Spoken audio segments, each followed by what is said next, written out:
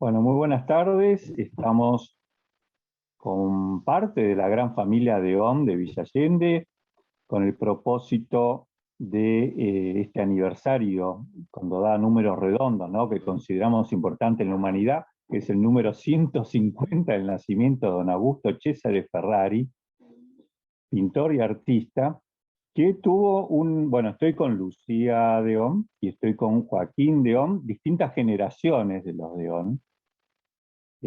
Cuando estuve por Villa Allende, bueno, lo pude entrevistar a don Ángel, estuve también con Rubén, todos participantes muy importantes, no solo de la iglesia de Nuestra Señora del Carmen de Villa Allende, sino de casi todas las casas que hizo don Augusto. También pudimos identificar que participaron en la iglesia, en la bóveda de la iglesia de Unquillo, y posiblemente hayan trabajado también en San Leonardo en esa década de gran trabajo entre la familia de ON y don Augusto, que fue la década del 30 y principios del 40. Bueno, darles la bienvenida y bueno, empecemos primero por Lucía, un poco presentarse y después empezar a contar esa historia increíble que me contabas de los de ON, de la llegada de Italia a Córdoba, ¿no? Bien, bueno, yo soy Lucía Deón, segunda generación de Deón en Argentina. Mi papá era Alessandro Deón y fue quien trabajó junto con su hermano Atilio de manera muy directa y desde un comienzo con Augusto Ferrari. Bueno, se encontraron con Augusto a través de mi abuelo, ¿sí? De mi abuelo materno, en realidad sería el suegro de mi papá, que había venido de Italia a comienzos de 1900 y quizás a fines del 1800. A partir de ahí, no sé, verdaderamente no sé cómo es la historia que Augusto y Luis, mi abuelo, se conocieron desde antes, pero lo cierto es que mi papá y mi tío comenzaron a trabajar con Augusto a través de mi abuelo. Bueno, mi papá se radicó primero en Río Ceballos y a poco tiempo se enamoró de mi mamá y se vino a vivir a Villa Allende. Y en ese instante entonces es cuando toma contacto con Augusto. Y estaban Atilio, mi papá, y Emilio, que era el tercer hermano, habían arribado juntos, más o menos por 1923. Así es que desde los inicios trabajaron aquí, primero en otras cosas, hasta que llegó Augusto a Villa Allende, y trabajaban en varias obras, pero fundamentalmente cuando don Augusto llegaba a Villa Allende, no solo ellos, sino mucha gente, muchos de los muchísimos colaboradores y trabajadores que tenía a su cargo, dejaban otras tareas para acompañarlo. Me acuerdo que mi hermano Bartolomé, que sí fue el único de mis hermanos que trabajó un poquito con él, porque es el mayor, mi hermano ya murió, y él solía contar anécdotas de don Augusto, a quien admiraba mucho, quería mucho, y trabajó con él desde jovencito, a los 14, 15 años, él ya estaba en la iglesia de Villa Allende, trabajando con mi papá y mi tío, y allí es donde lo conoció. Tolo siempre decía que don Augusto era muy activo, muy dinámico, decía él, ¿no? Y bueno, yo creo que allí se debe haber sentido muy identificado porque Tolo era así también, muy activo y muy dinámico. Así es que bueno, Donde lo conoció más fue en Unquillo, cuando don Augusto fue a hacer el proyecto de la iglesia de Unquillo. Le encomendó la tarea de hacer los interiores, toda la parte de yeso y demás, y él siempre dice, fue un orgullo para mí cuando me felicitó por la tarea que había hecho. Así es que bueno, allí ya son en realidad 2 generaciones que trabajaron con él, y yo no lo conocí una sola vez.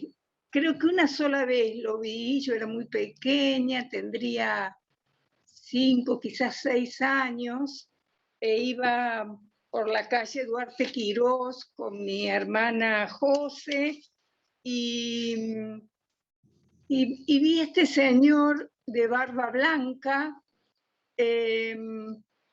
más bien bajito, y mi hermana lo saludó. Mi hermana me llevaba 12 años, era bastante más grande que yo. Y entonces cuando pasamos yo le digo, ¿quién es ese señor que parece Papá Noel? Entonces ella me dice, no, ese es el señor Ferrari. Ah, yo ni idea de quién era el señor Ferrari. Años después, charlando con Tolo, ya hace bastante de esto, ahí entonces comencé a hilvanar esta historia, ¿no? Pero siempre lo escuché a mi papá hablar de él, mencionarlo, ¿sí?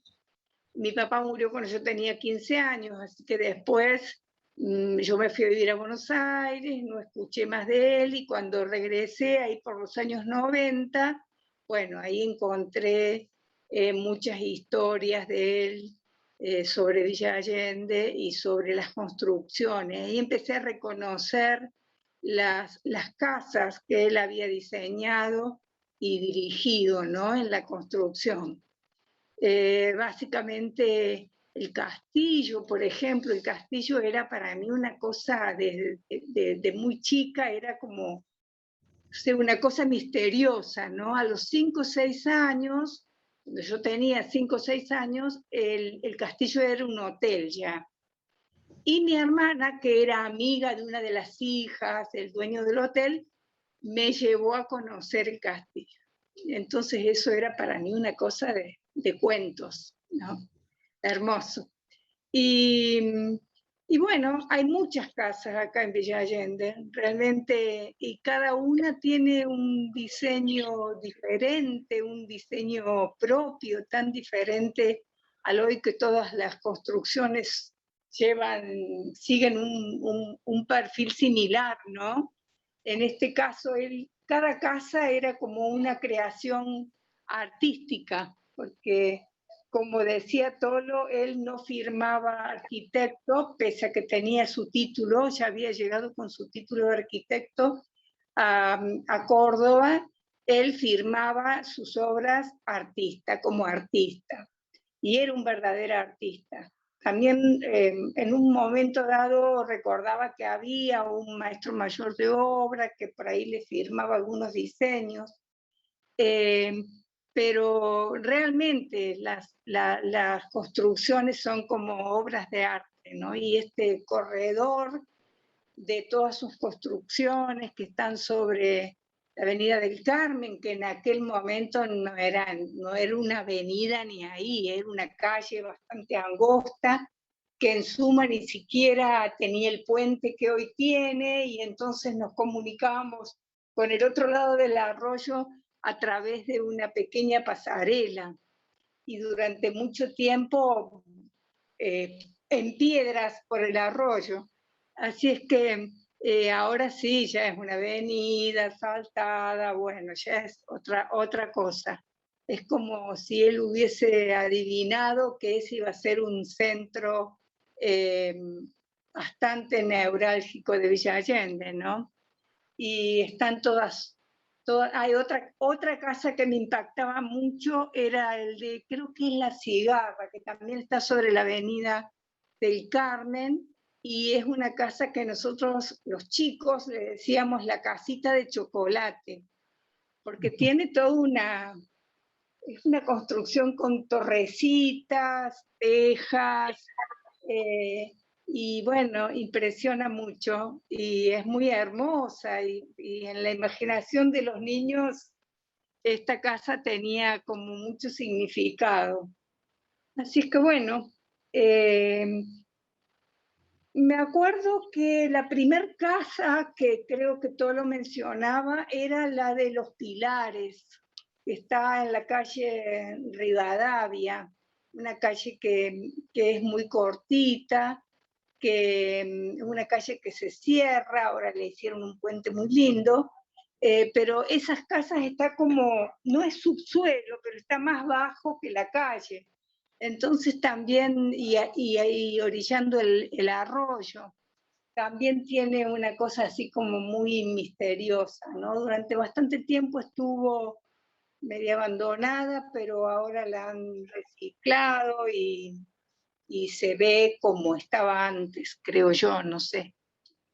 Y otra casa también que queda fuera de la Avenida del Carmen es la que está en la calle Güemes, que esa casa era de el párroco de la iglesia, que era Bergoyán.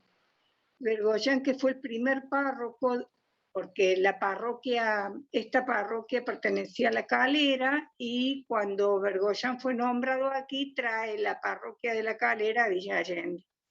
Y él vivía en esta casa, y se cree que el contacto con Bergoyán lo hace porque San Leonardo estaba el padre del cura Bergoyán. Y entonces desde allá pensamos que Bergoyán le pide a don Augusto que diseñe y guíe la obra esta de esta casa. Esa está en la calle Belgrano y Güemes. Está la calle, y esa se mantiene tal cual, ¿no? No sé quién será el dueño ahora. Sí, esa casa es conocida en la familia como la casa del arroyo seco, le dicen. Claro, Y claro. que fue una de las primeras también construcciones por encargo, o sea, ahí no vivió don Augusto, sino que era la casa cuando Bergoyán cede el salón parroquial de la iglesia y se hace su casa, que tiene Claro, esa, ¿cómo se llama? Esa torrecita media sí. morisca, característica también de San Leonardo ahí en Agua de Oro, ¿no? Quería preguntarte un poquito acerca de la iglesia, entonces, porque ahí la familia de Ohm, yo recuerdo que don Ángel me contaba que él a carretilla pura tuvieron que tirar parte de lo que era la vieja capilla. Bueno, contanos vos, por favor, Lucía. Sí, bueno, allí estaba la capilla, que era más bien baja, era bonita la capilla frente a a la plaza. Son los terrenos cedidos por la señora de Goicoechea, que fue la fundadora del pueblo. En este pueblo tiene esa característica, fue fundada por una mujer, lo que llama bastante la atención, y administraba también el pueblo, en términos generales, una mujer que fue doña Josefina Prier. La señora Goicoechea dona el terreno de la iglesia y allí se funda una capilla. Pero cuando Bergoyán traslada la parroquia de La Calera aquí, bueno, tiene el objetivo de hacer una iglesia mucho más importante, si se quiere. Y bueno, no sé cómo conecta con don Augusto, y él le hace el diseño de lo que debe ser, y para no dejar a la gente sin iglesia, construyen todo lo que es la iglesia actual alrededor de esa capilla. Cuando se termina la iglesia, entonces rompen, demuelen la capilla que estaba dentro, pero a último momento. digamos, ¿no?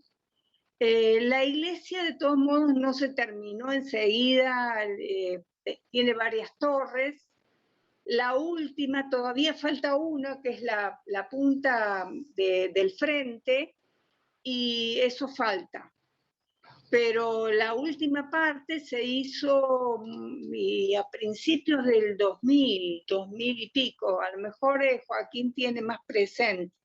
Yo lo que sí tengo presente, que mi hijo, que hoy tiene 37 años, cuando era muy joven, digamos, de 18, 17, 18 años, ayudaba colgando, sellando los ladrillos.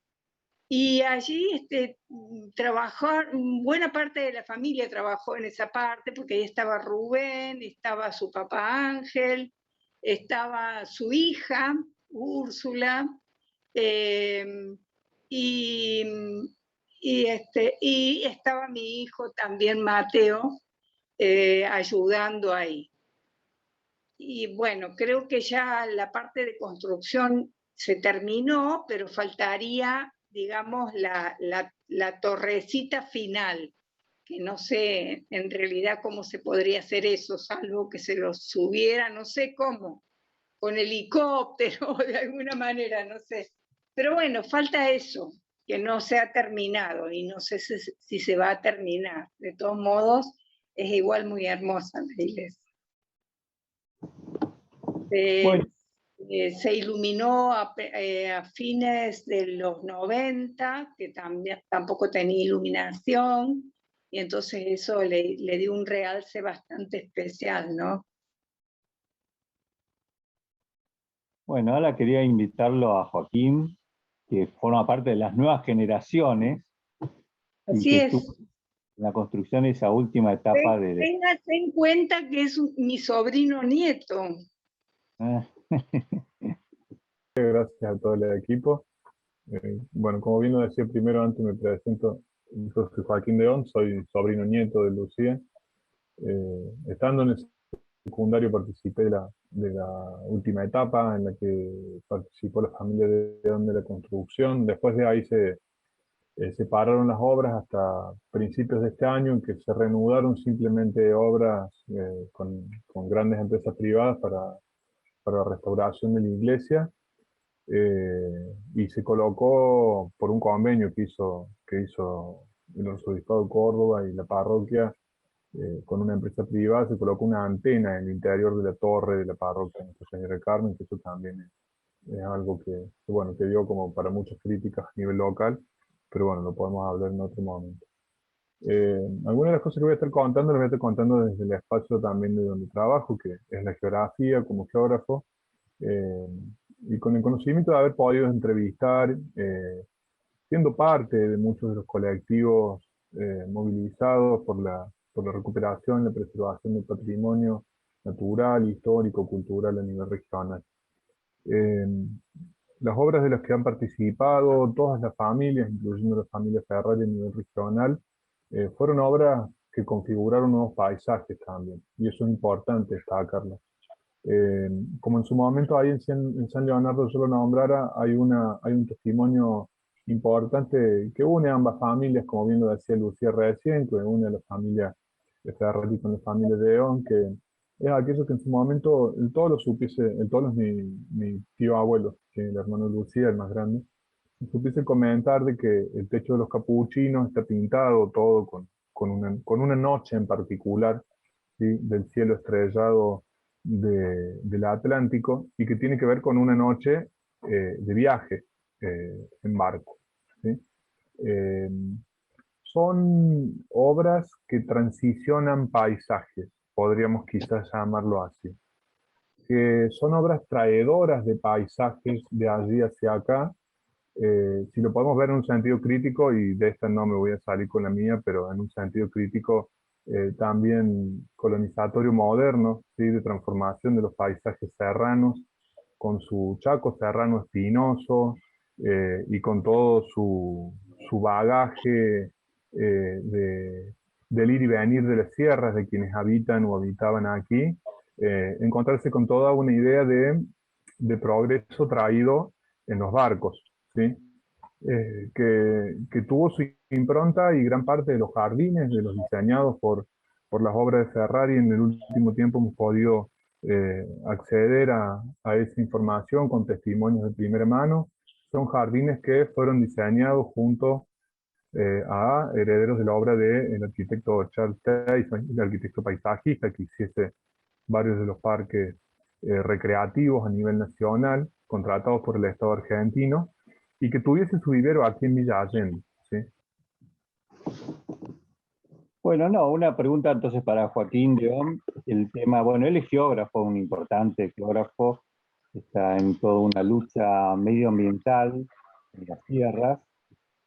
Y bueno, él tiene también, puede observar, estamos un poco contando el paisaje que se va imponiendo con la cultura dominante, también la cultura europea, no solamente la española que había quedado con la colonia, y un poco el tema de los jardines. Habíamos quedado en eso, Joaquín, contanos. Sí, es importante poder destacar que hubo un trabajo de construcción del paisaje. En esta construcción del paisaje que se ha ido montando en el proceso de habitar lo serrano a partir del deshabitarlo, ¿sí? Porque eso es también importante, es tratar de que se pierda el hábitat serrano como ambiente, pero también de que se pierda la población serrana y que pase a vivir en los centros urbanos. La ocupación como mano de obra en las obras de construcción no es algo menor, ¿sí? En la localidad de Unquillo, en muchas de las familias que también fueron empleadas en las múltiples obras que se llevaron adelante, no solo por el arquitecto Ferrari y sus equipos de trabajo, sino en las demás obras turísticas, fueron muchas familias que fueron despojadas de sus tierras en lo alto, en los puestos, en los caseríos de las sierras. Pero más allá de eso se fueron montando en las nuevas casonas y los nuevos parques que se fueron creando dentro de esas casonas y chalets serranos, viveros. Villa Allende tuvo uno de los principales viveros que hubo, al cual recurrió para su obra artística y arquitectónica Ferrari, que fue el vivero de la casona y el chalet de la estancia de la reducción de la familia Ocampo, ¿sí?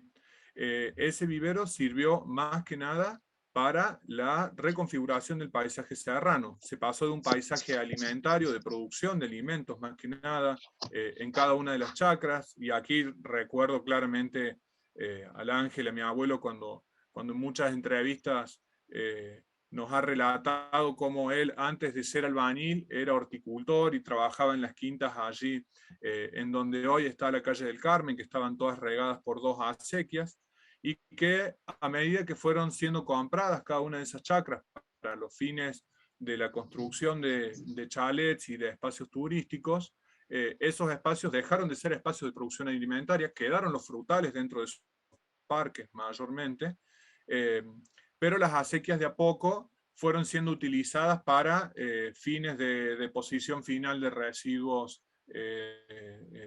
de uso doméstico, o fueron cerradas en algunos tramos. Entonces se dejó de producir alimentos en muchos de los lugares, y cada una de esas parcelas fue a poco subdividiéndose y dando configuración al espacio urbano. No solo los que están sobre la Avenida del Carmen, sino todo lo que es parte de lo que es el loteo Villa Allende Casas y Quintas, que es el que da origen a Villa Allende. Yendo directamente, y para no estirarlo tanto, a lo que es la obra conjunta que se desarrollara por parte de la familia León junto a la familia Ferrari y otras familias más que trabajaron en la construcción de chalets, casonas y parroquias a nivel serrano aquí en Sierras Chicas.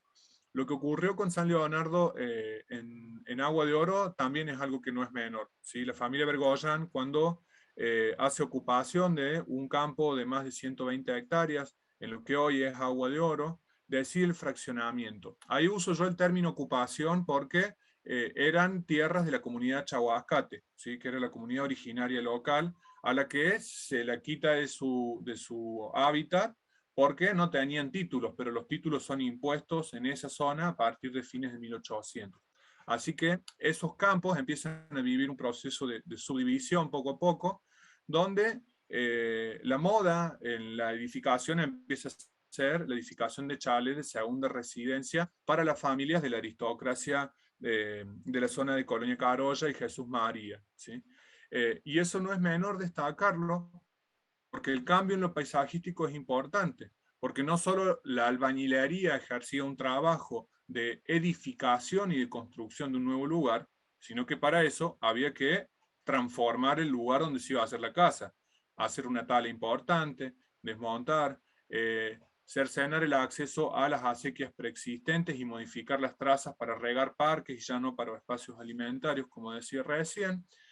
Y hay conflictos fuertes. En Agua de Oro hubo conflictos muy, muy fuertes, porque más que nada también ocurrió de que a la vera de las acequias se plantaron grandes platanales, que son unos árboles inmensos que todavía están ahí, que obstruyeron las acequias por mucho tiempo y que llevaron a que aguas abajo las acequias se deterioren y se rompan porque se vieron invadidas por esas especies que no solo cambiaron el paisaje, sino que lo invadieron al bosque nativo.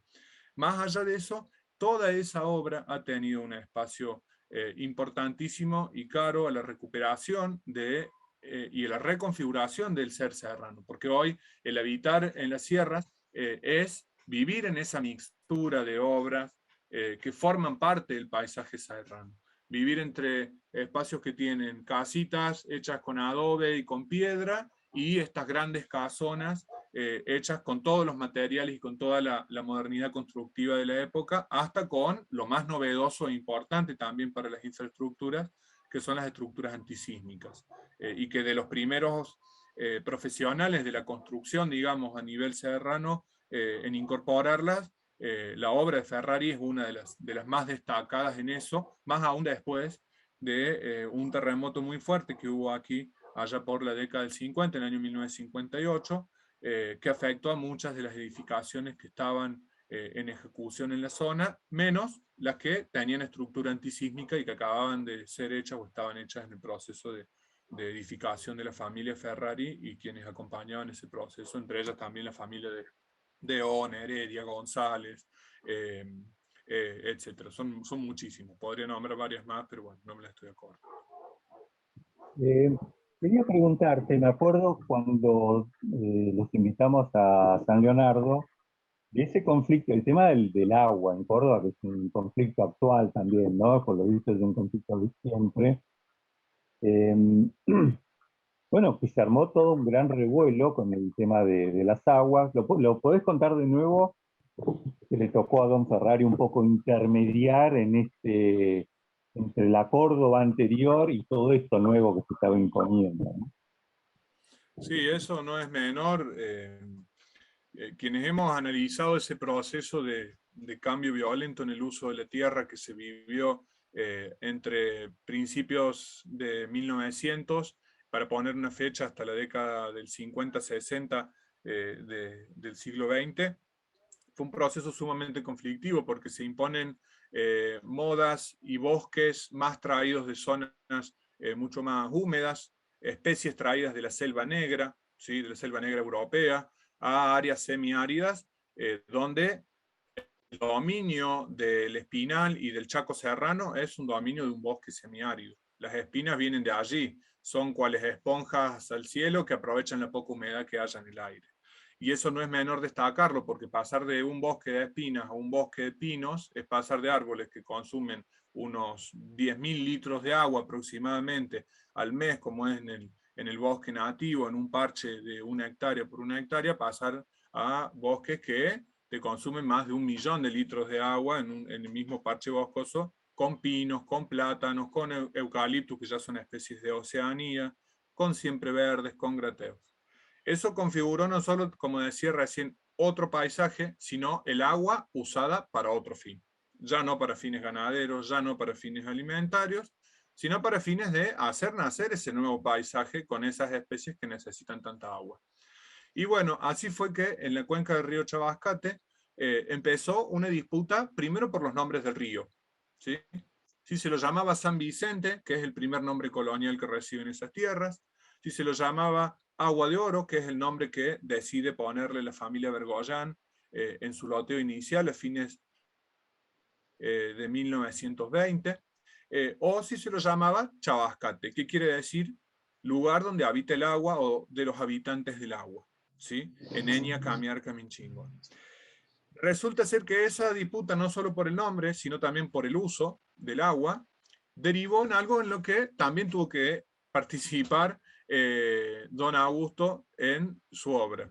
Y que en cierta medida se lo comieron de arriba también los albañiles, porque fueron apedreos que se vivieron en días bastante ajetreados allí en Agua de Oro, donde la gente del algodonal, que son de las familias más añejas en su habitar en los serranos, y más guerreras en defender el territorio, se fueron al humo cuando hicieron una nueva acequia, con una toma nueva más arriba de la que ellos tenían, derivando o desviándoles el agua para regar parques de muchas de las casas, de los muchos chalets que se estaban construyendo allí. El más grande de ellos era San Leonardo en ese entonces, dejándolos sin agua para los animales, para la producción de alimentos chacinados, de huertas y de quintas que había en esa zona, y que lo sigue habiendo, esto no digo había, pero lo sigue habiendo todavía en la zona del algodonal y de Agua de Oro.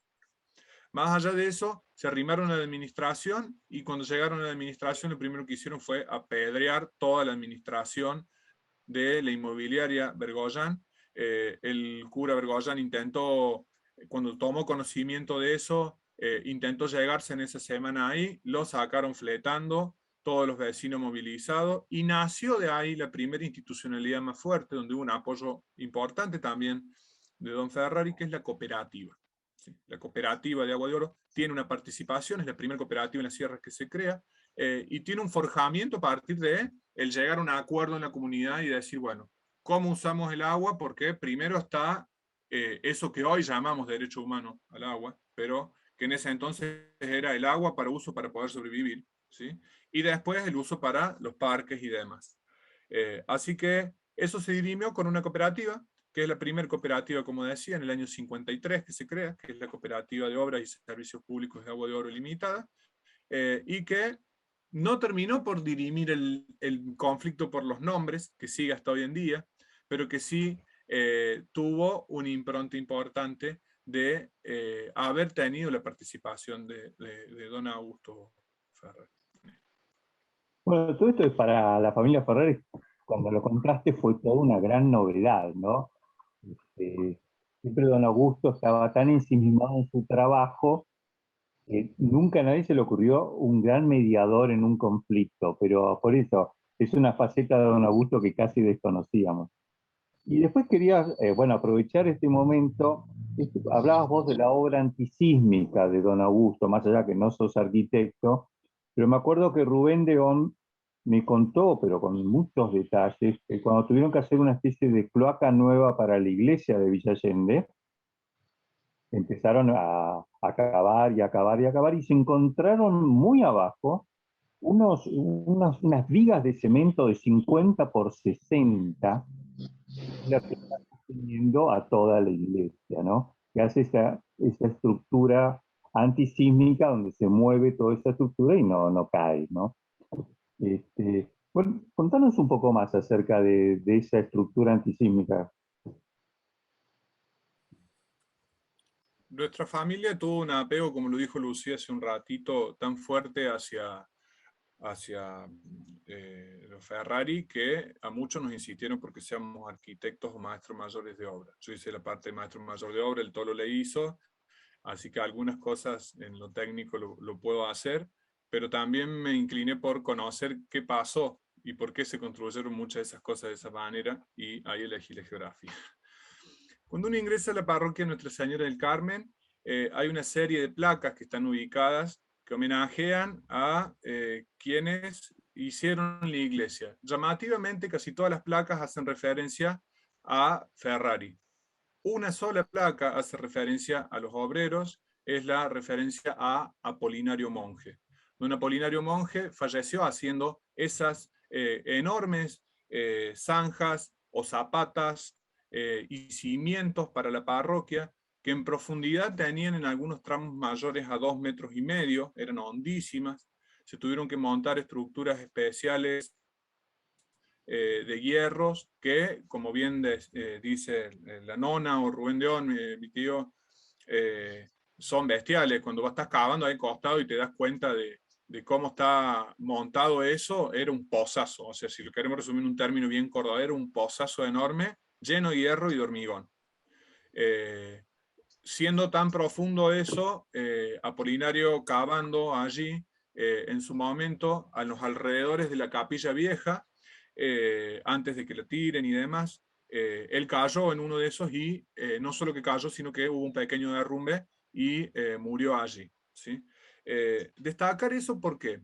Porque las estructuras antisísmicas que se montaban para estas obras, que son las primeras cual envergadura gigante se pensaron en nuestras sierras, son las primeras que no solo vinieron a tratar de mostrar el arte italiana en estas tierras a través de la obra de Ferrari, sino que también tuvieron que vérselas con el paisaje, vérselas con la geografía física y natural más plena de los serranos.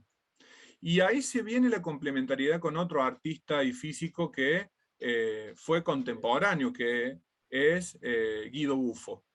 Mientras estas obras se estaban proyectando en las cuencas bajas, en Unquillo y en Villa Allende más que nada, en la cuenca media alta Guido Buffo estaba en un proceso de investigación de la sismicidad serrana.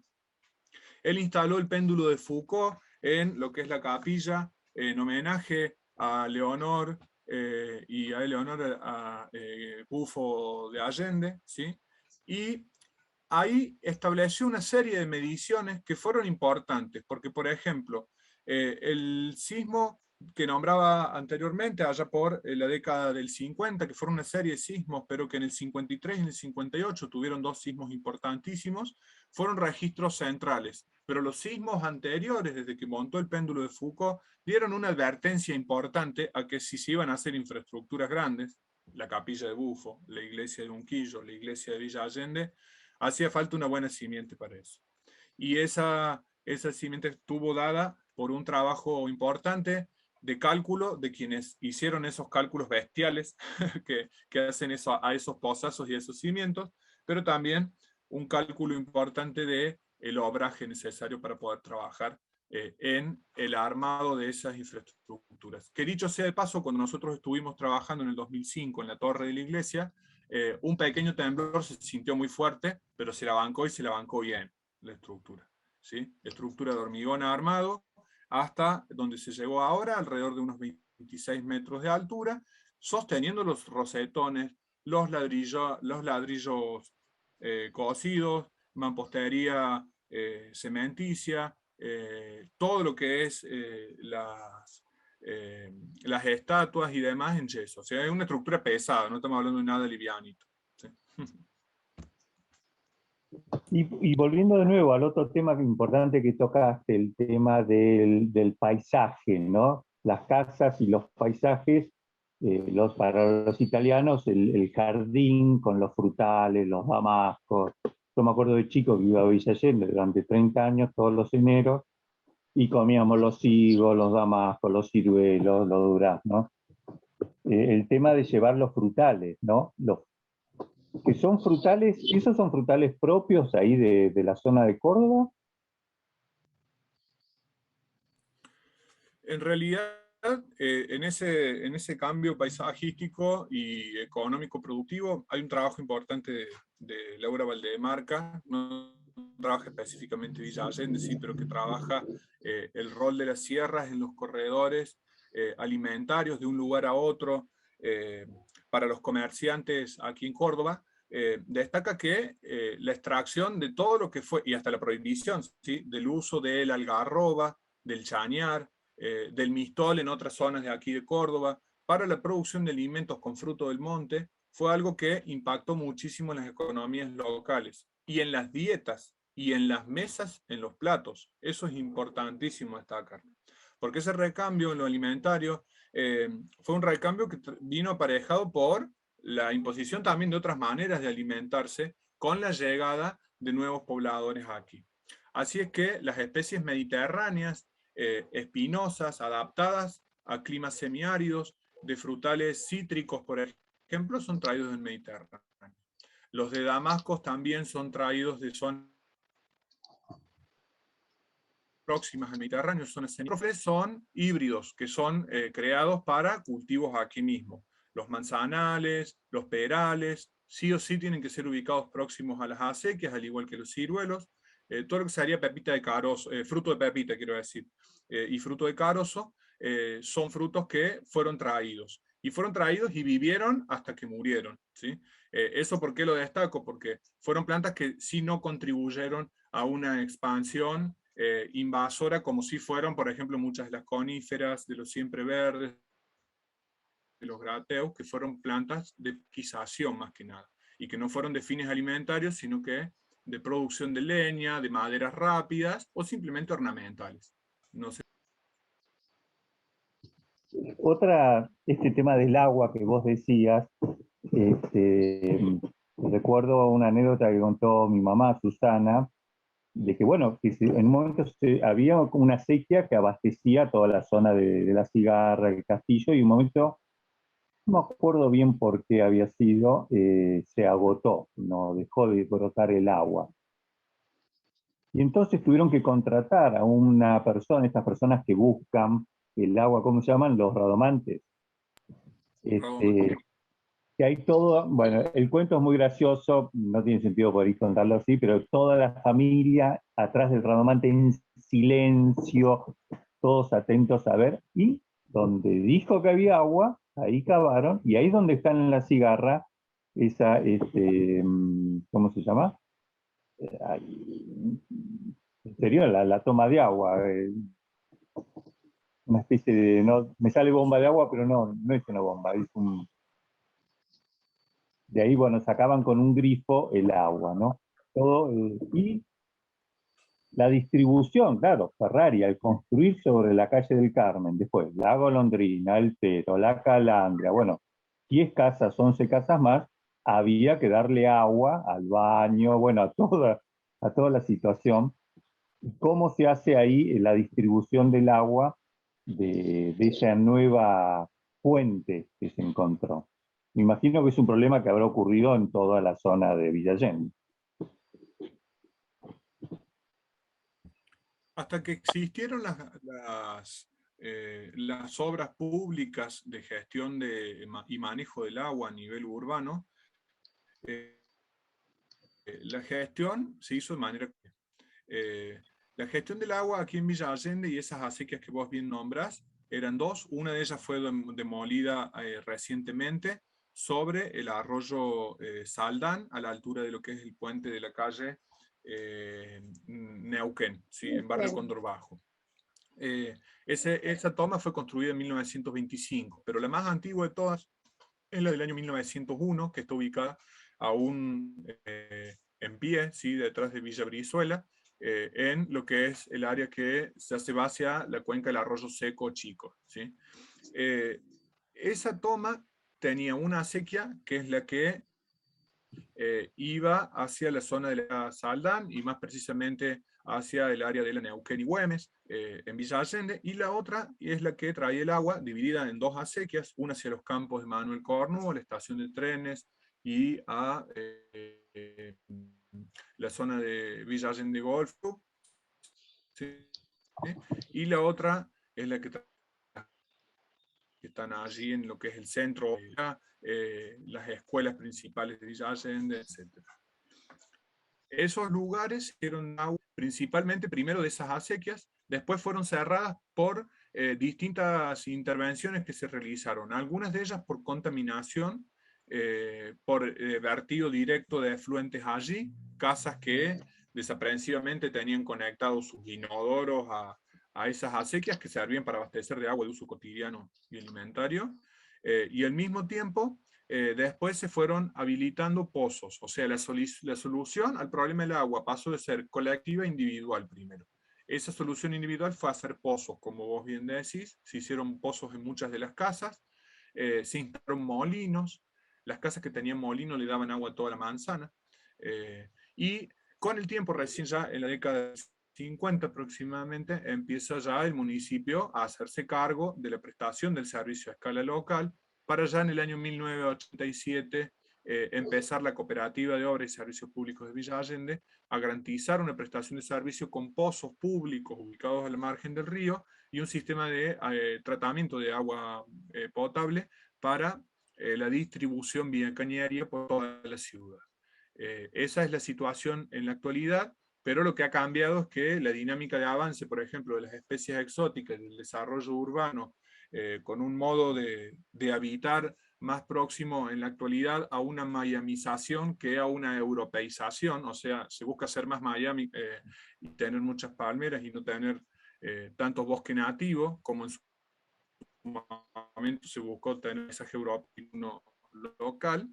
Se está generando un daño enorme en las cuencas y por ende, tanto la nación como el deterioro y el consumo excesivo de agua en las cuencas serranas están llevando a que Villa Allende dependa del abastecimiento de agua de distancias cada vez mayores. En estos momentos se estamos abasteciendo desde la localidad de La Calera y el año que viene o el otro ya se está desconectando para abastecernos del río que hoy se está en una baja importante, que es el Paraná, ¿sí?